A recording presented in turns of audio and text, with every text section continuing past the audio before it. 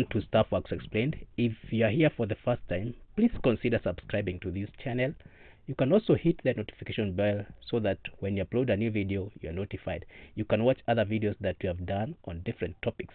Like today, we are doing a video on Eastern DRC, the situation in DRC, especially the eastern part where we have the fall of Goma to the rebel groups. Well, in this video, we'll be looking at this fall and the advancement of rebel groups which are led by AFC and M23. We'll be looking at the role of East African Community Region Armed Forces, ECRAF, which was withdrawn to, I think, around 1 year ago. What's the role of foreign interests in this conflict? Failure of MONUSCO, and as well as need for a new peace process. What must happen next?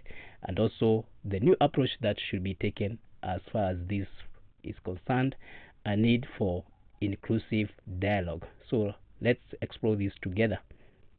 The Democratic Republic of Congo, DRC, is once again at crossroads following the fall of Goma to AFC and M23 rebel coalition. The rapid advance of these forces has not only shocked the region but also ignited discussion on the failure of military strategies, the withdrawal of East African Community Regional Armed Forces, ECRAF, as well as the role of foreign interest in perpetuating this conflict. As M23 and AFC consolidate their control over North Kivu, their ambitions extend further into the eastern parts of the DRC, with even a potential of advancing to other parts of the country. The absence of a comprehensive peace plan as well as continued international interference are worsening the crisis. And unless a new approach is taken, the conflict may spiral further into a full-scale regional war like happened in 1996. The capture of Goma by rebel groups marks a turning point in the ongoing conflict in the eastern DRC. After a swift offensive, the groups overran the city, forcing the armed forces of DRC into a retreat. The capture of government troops who have been taken in for retraining by the rebel groups underscores the fragility of the state forces. The rebel coalition, under the leadership of Colonel Nangaa, has made it clear that they are determined to defend the newly acquired territories and push further into areas still controlled by the government. Their message to President Felix Tshisekedi is unequivocal.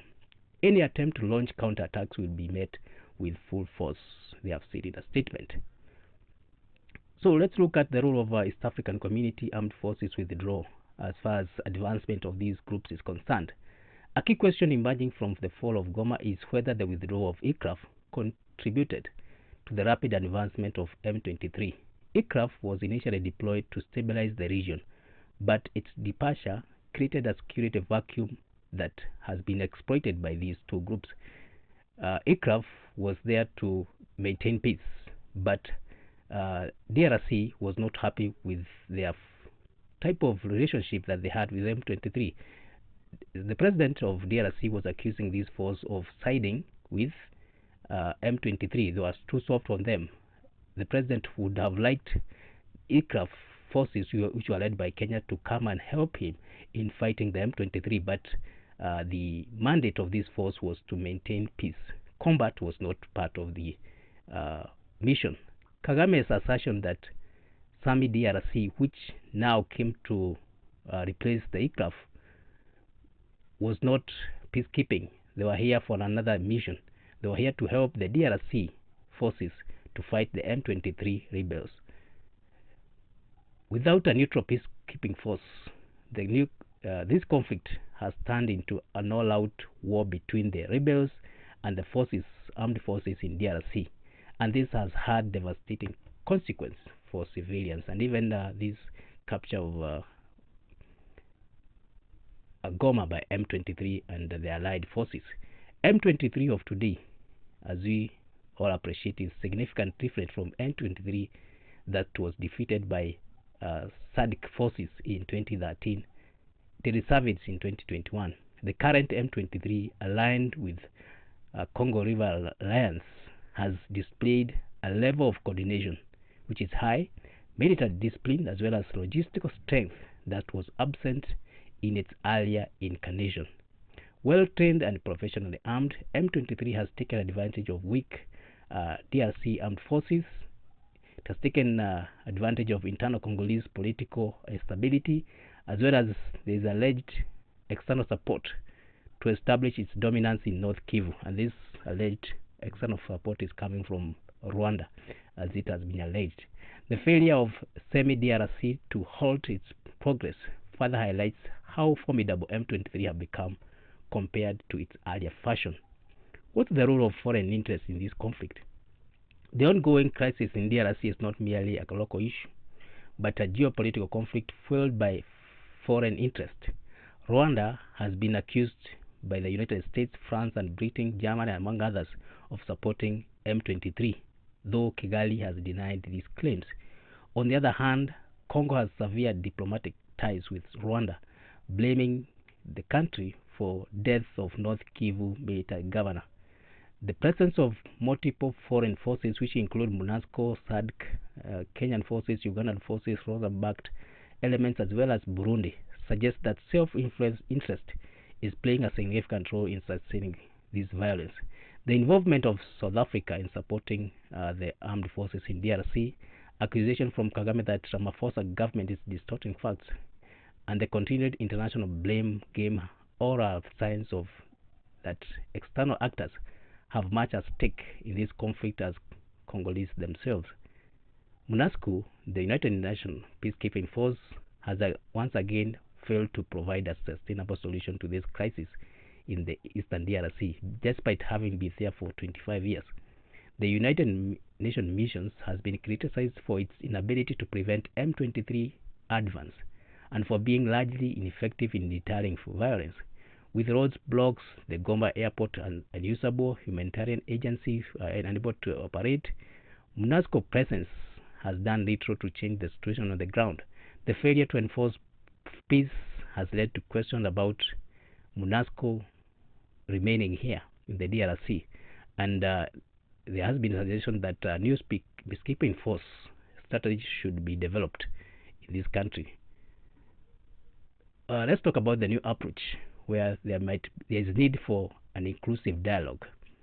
There has been peace processes which have been happening in Nairobi, where M23 was included, and there has been another effort which was ongoing in Angola. So these two initiatives have not yielded much fruit, especially with coming of semi-DRC, which came to fight alongside the Congolese forces, armed forces. So this a new process should be initiated, and this process must not exclude any of the players, especially the M23, as well as other factions. Ignoring these functions or this aspect of the conflict is what has led to repeated failures in the previous peace agreements. The peace efforts or past efforts, including the Rwanda process, failed precisely because key players were excluded. The president of DRC was not eager to welcome M23 on the table and negotiate. He has been on the record saying that he cannot negotiate with terrorists because that's what he terms M23 as terrorists. And this is what has led to this situation. If probably he could have compromised and came down and negotiated with these forces, probably we could not have reached this where we are. The process must recognize these forces as legitimate forces because it's only that they can bring them on the table and come into an amicable agreement. East African community has called for an urgent summit, which was called by the current chairman of the EAC, President William Ruto of Kenya, but Tshisekedi refused to participate in this meeting. And interestingly, it has been reported that he attended the SADC meeting, which was held online and was organized by the current chair of SADC, which is Zimbabwe. So this also speaks a lot about the president's commitment in this process. One would question why he didn't attend the East African community process, but he was eager to attend the SADC mission So this should raise questions, especially being the fact that DRC is a member of East African Community. So people have been questioning whether these countries should, has any significance as far as East African Community is concerned. So the meeting this meeting that was organized by President of Kenya, William Ruto, was an opportunity to lay foundation for negotiations that included should include all actors. But the fact that some are snubbing these meetings talks a lot about their commitment in solving this problem, especially given that now the problem is bigger. This problem could not have reached this far if DRC was ready to accommodate the M23 and other forces that are opposing it. So what must happen next? To address the current crisis and prevent further escalation, following steps should be taken. One is have a peace talk which is inclusive. It should include the Congo River Alliance, which include AFC, M23, and this must be part of the negotiations. Ignoring them has led to these failures, repeated failures, and their current military success proves that they cannot be ignored, and they are a deniable force in the region, and that is something that that all should accept, whether they like it or not. There should be a new peacekeeping strategy. MONUSCO has proved to be ineffective, and its mandate should be reassessed. A new regional force, possibly led by East African Community or AU oversight, should be considered to ensure neutrality and effectiveness. There should be also an effort to address external influence. What's the role of Rwanda? What's the role of South Africa and other regional players? This must be openly discussed. Foreign interests have prolonged the conflict in this region, and transparency will be required to create long-lasting solutions. There should also be humanitarian intervention. With thousands of civilians displaced, international organizations must prioritize humanitarian aid. Goma and surrounding areas need immediate assistance to prevent further human suffering. There should also be democratic reforms in DRC. The crisis in the east is partially a reflection of the broader government failures in Kinshasa. The President Tshisekedi's administration must work toward genuine political reforms to address internal divisions that fuel such a conflict.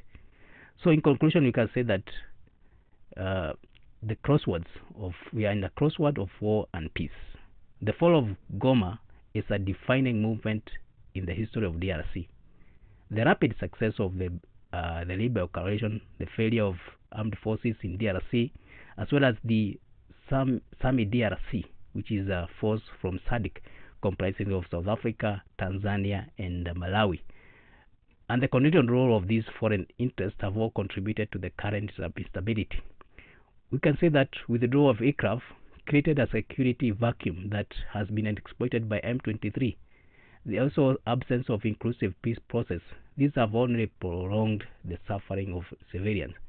Going forward, the international community, regional leaders, and the Congolese stakeholders must rethink their approach. The only viable solution lies in negotiations that recognize all parties involved, particularly the Congo River Alliance. Ignoring this reality will only lead to more bloodshed and deepen the humanitarian crisis. The DRC stands at crossroads. Will it choose war, or will it finally embrace a peace that includes all stakeholders? So thank you for reaching this far. Let's know your thoughts about this. You can watch other videos that you have done on this topic as well as other topics. Thank you.